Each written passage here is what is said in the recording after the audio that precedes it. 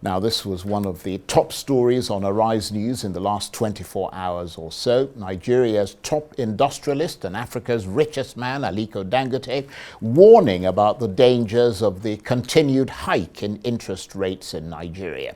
Those rates are now, of course, at a staggering 30%, and Mr. Dangote sounded the alarm that it is stifling the country's economy and making it almost impossible for local industries to survive and thrive.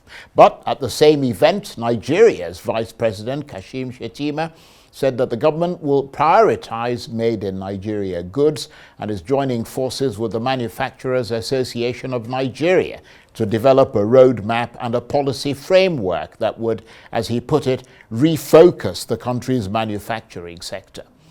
But with so many factories and manufacturers either going bust or on the verge of going bust, and with interest rates shooting through the roof, how on earth is the government planning to refocus the manufacturing sector? Import dependence is equivalent to importing poverty, exporting jobs. Anything that you import, you are importing poverty into your nation and you are exporting jobs out. No power, no growth, no prosperity. So unless you have a power, you will not have growth, you will not have prosperity. Today we're battling with a very high interest rates. This interest rate is now saying that we should fight inflation. Interest rate is 30%. There won't be any job creation because we are actually stifling growth. So interest rate can remain 30, but then no growth will happen unless that interest rate goes down. I feel the pain of the hard times our manufacturers are facing, particularly regarding the rising operational costs due to the inevitable fallout of the ongoing reforms. The reforms are aimed at making our economy stronger and better, and most importantly, in the interest of our future generations. Through collective efforts by the government and the private sector, we will transcend bonds and limits that have caused and have a cause to smile later. Your Excellencies, distinguished ladies and gentlemen, we must at all costs shift our economy from being import dependent. Both the private and public sectors have relied too much on imported goods, goods we can actually produce at home, undermining our own industrial potential. Nigeria's Vice President Kashim Shettima there, and before him the country's top industrialist Aliko Dangote. Well, for more on this, I'm joined now from our studios in Lagos by the development economist and investment banking executive, Dr. Nnaemeka Obiaraeri, and here in Abuja by the development expert and public policy analyst, Kaka.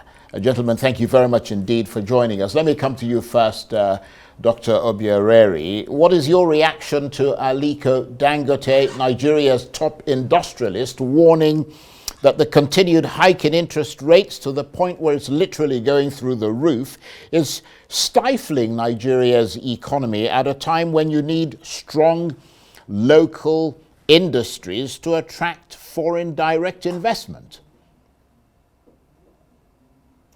There is nothing Aliko Dangote said that some of us have not said over the last 1 year. High interest rate driven by high monetary policy rates is antithetical to development, to manufacturing and productivity. Now, but we need to situate this properly. Why do we have high MPR rates? We need to understand why we are where we are, then credibly profile solutions that will help this country to get out of the wood. The Central Bank of Nigeria, remember, they are the monetary policy managers. The Central Bank of Nigeria deploys countries of actions and policies and programs to control the volume of money in circulation. Those who run the physical side, the president, the governors, National Assembly members and State Assembly members are the physical managers. Their job is to deploy the powers of taxation and public spending to provide stability and the economic production. What has happened over the last 1 year, in fact, over the last 9 years, is that we have deployed monetary policy instruments to tackle even physical policy problems that are not supposed to be so. 95% of the problems of Nigeria are from the physical side. Why is Central Bank of Nigeria using high MPR rates? That is the only way they can attract foreign private investors, because the foreign direct investors are not coming. And those who are already invested here are exiting this economy because of the suffocating economic climate and the floppy policy somersaults that we have here. The only way central bank, the only instrument available for them now is to increase MPR to see if the FPIs, who are like the sharks who bay for blood, they migrate where they can generate and maximize their returns. The only way we can tackle this, we have inflation. And the inflations are driven by two factors. One is foreign exchange related, and one is food related. And the food insecurity in Nigeria is driven by insecurity across the 6 regions of Nigeria. Nigeria has capacity to produce 99% of what we consume here and export nothing less than $375 billion worth of non-oil goods and services. But we are not doing so because of insecurity. And we need to tackle insecurity holistically. Our foreign exchange earner, major earner, is the crude oil. 85% of our forex. Why did we not have this kind of volatility under Olusegun Obasanjo? One, Olusegun Obasanjo, when he became president, inherited 1.8 million barrels a day oil production. Price of crude oil was $17.34. But Olusegun Obasanjo ensured two things. Crude oils were not stolen. Leakages were stifled. Our PMS consumption under Obasanjo, even when we had a middle class that was buoyant, higher purchasing power for Nigerians, was 2.28 million liters per day. Obasanjo ensured two things. Crude oil was not stolen. Downstream was not overinflated. But under the current government, over the last 9 years, we lose $1.9 billion worth of our crude oil resources to thievery and inefficiencies. On the downstream sector, we lose most of our oil resources through over-invoicing and inflating of consumption figures of the PMS. In Nigeria, we spend $24 billion importing what we can refine here. So basically, the only way we can rein in and reduce the cost of lending, the only way we can support Cardoso to reduce MPR rate is for us to stop the oil thievery at the upstream, reduce the inefficiencies and criminality at the downstream. When we do this, we will have enough cushion and leeway to do this. But as long as we have refused to tackle insecurity, tackle crude oil thievery and inefficiencies, we are wasting our time. Very good points, and we'll come back to you in a hot second, but let me come to you, Abba Kaka. Thank you very much indeed for joining us. I'm assuming you cocked an ear to that National Manufacturing Policy Summit attended by leading industrialists such as Aliko Dangote, former Finance Minister Olusegun Aganga, and of course Vice President Shatima. The major concerns raised by Mr. Dangote and Mr. Aganga, which Dr. Obiaraeri has also expanded upon, was the lack of infrastructure. I mean, lack of electricity, the unavailability of affordable finance. But it all sounded like a broken record, didn't it? Because, I mean, you could have rewound to any time at Nigeria's history in the last few years, and they would have been saying the same thing. So Nigeria has essentially been stuck in the mud, although things appear to be definitely worse now than they were previously. Well, thanks, Mr. Charles, for inviting me. Actually, yesterday's summit is a welcome development. You know, it couldn't have come at a better time than now.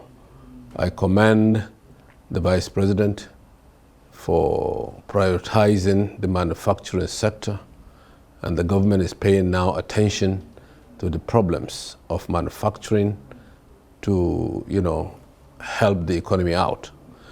The issues of financial inclusion as well as access to capital is the major two important factors that will be driving the economy. Well, Aliko Dangote mentioned the lack of electricity.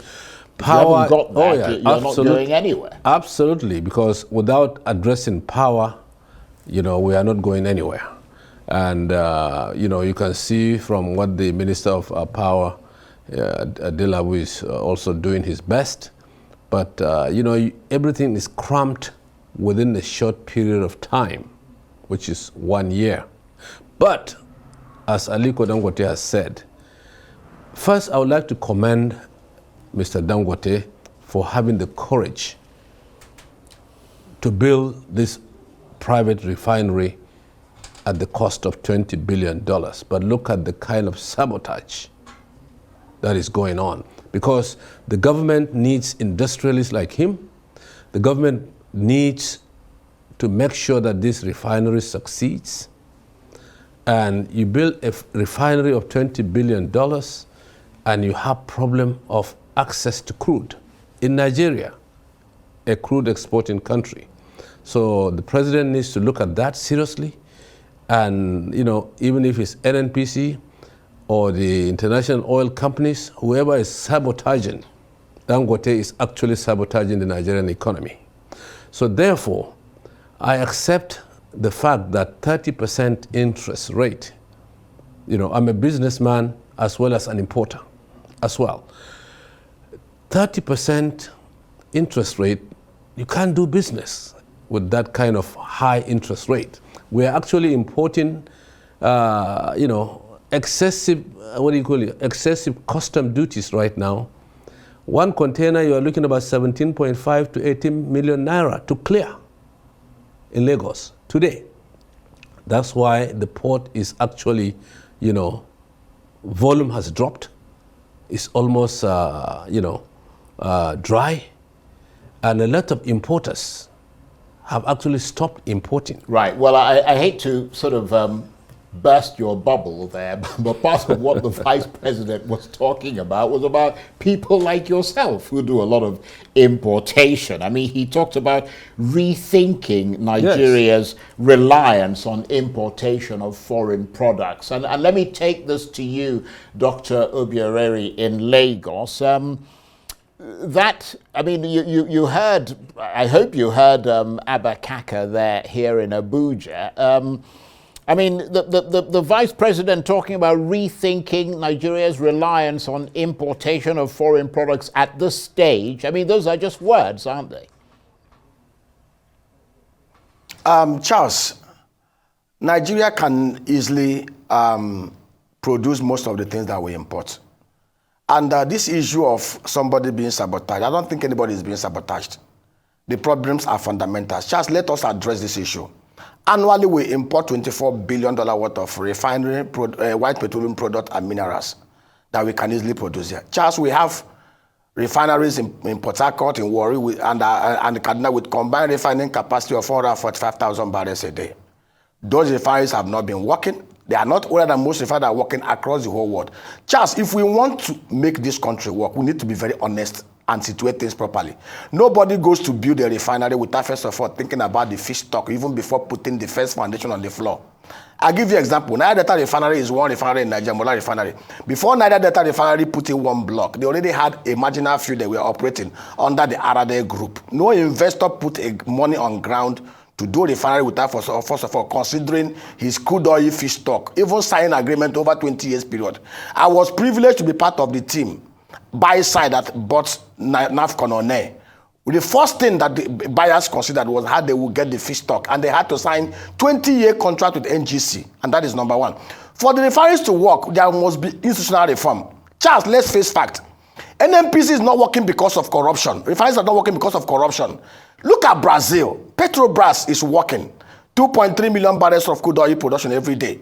$174 billion sized, $121 billion revenue annually, $37 billion profit annually. Crude oil reserve of Brazil, 15.5 billion barrels. Nigeria, $7.7 billion. Do you know why Nigeria is not working? Petrobras is owned only 28.5% by the Brazilian government. The rest are owned by institutional investors, just like we have in Nigeria liquefied natural gas. The only corporation that is working today, NLNG is working because federal government owns 49% and 51% is owned by private sector investors.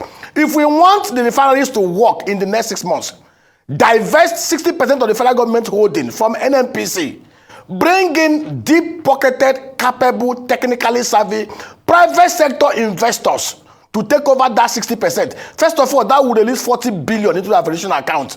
Do IPO of $20 billion, extra money will come in. When you do this, Charles, it will become efficiently run like NNPC, like the Petrobras. In the next 1 year, Charles will be shocked. This country will start doing 2.5 million barrels a day.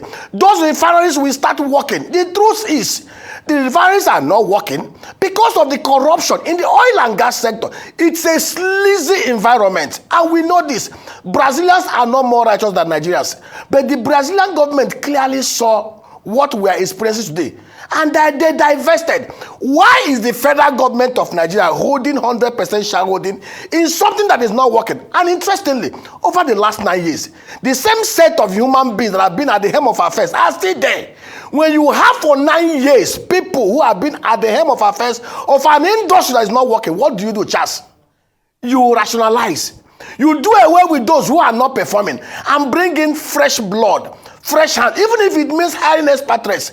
Aramco is working. Angola is working. Petrobras is working. Why is Nigeria not working? Why are we? They told us in 2021, $1.5 billion to be. That's a very sound question, and you're making a heck of a lot of sense, I have to say, with the points that you're making. But we have to move on, and we've got to give Abba Kaka a chance to come in. And the other issue, Mr. Kaka, that was raised at that summit, which on the face of it sounds good, is the issue of patronizing Nigerian-made goods. And peripherally, Dr. Obiaraeri was also touching on that, because if you make Nigerian industries work, then you're kind of indigenizing a lot of things. But that brings us back to the issue of leadership by example, doesn't it? Which you, Mr. Kaka, have, talked about quite a lot, several times that we've had you here,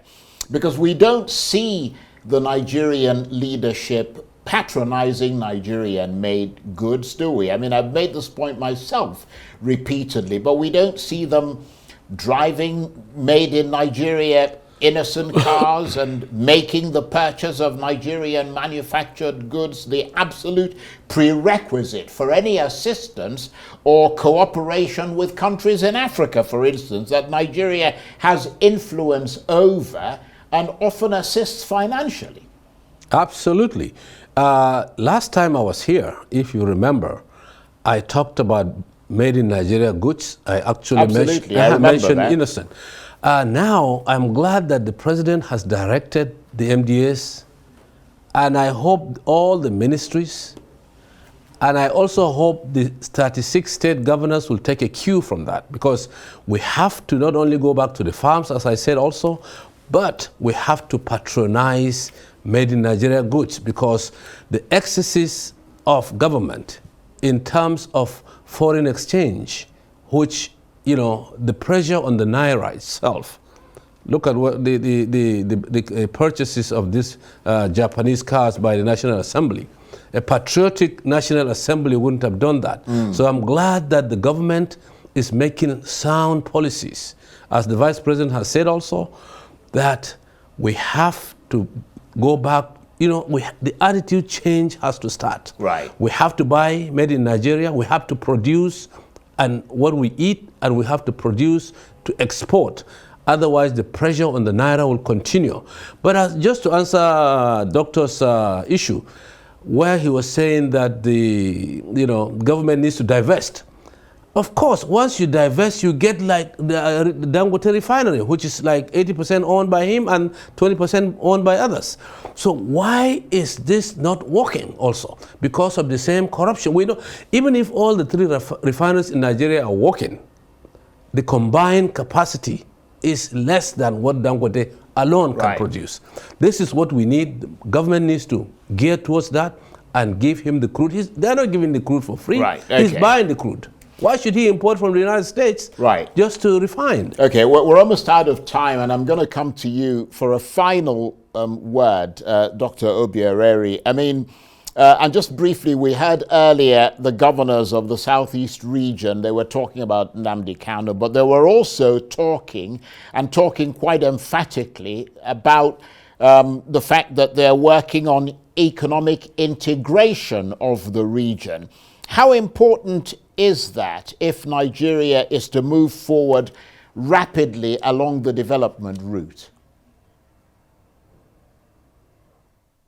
Charles, the southeast of Nigeria occupies a very strategic position in Nigeria. I say it to anybody who cares to listen. The southeast of Nigeria has the smallest landmass, 2.8 million hectares of land. Of course, bigger arable landmass like Netherlands. The southeast of Nigeria can actually, on its own, without recourse to the federal government of Nigeria, produce nothing less than $40 to $60 billion worth of goods and services annually. The question is a good step that they've taken to ensure that Mazen Nnamdi is released. And the fact is, the insecurity we have in the southeast of Nigeria is because of leadership vacuum. I say it to anybody who cares to listen. There is no father who is doing well that his sons will say, okay, I am disowning my father, I don't want to be part of my father's household. The only child that will say, I don't want to be part of my father's household is a child that has a responsible father who is not taking care of the child. So the agitation in the southeast and the concomitant insecurity is because of paucity of quality leadership. Dr. Michael Obiaraeri between 1959 to 1966 built 214-kilometer industrial belt without any crude oil revenue. If the current leadership in the southeast since 1999 till now have lived up to the visions of Michael Obiaraeri and Desmond Mbakwe, there will not have been anything like insecurity in the southeast. Why we have pockets of ungoverned areas in the southeast is because of absence of quality leadership. Right. And this is advice to the governors of the southeast. Each and every one of them must thank Simon Mbakwe, must thank Michael Obiaraeri. If any of them can muster courage to govern like Samuel Mbakwe, like Michael Obiaraeri, insecurity will die in the southeast. Okay, on that note, I want to thank you very much indeed. Always good to hear from you, Dr. Nnaemeka Obiaraeri. Very powerful points you make there. And of course, he is a development economist and investment banking executive. And very grateful to you, Abba Kaka, here with me in Abuja, who's a development expert and public policy analyst. That's it for this edition of Arise Prime Time. Join us again tomorrow. From me and the entire team here in Abuja and Lagos, bye-bye, and thank you for watching.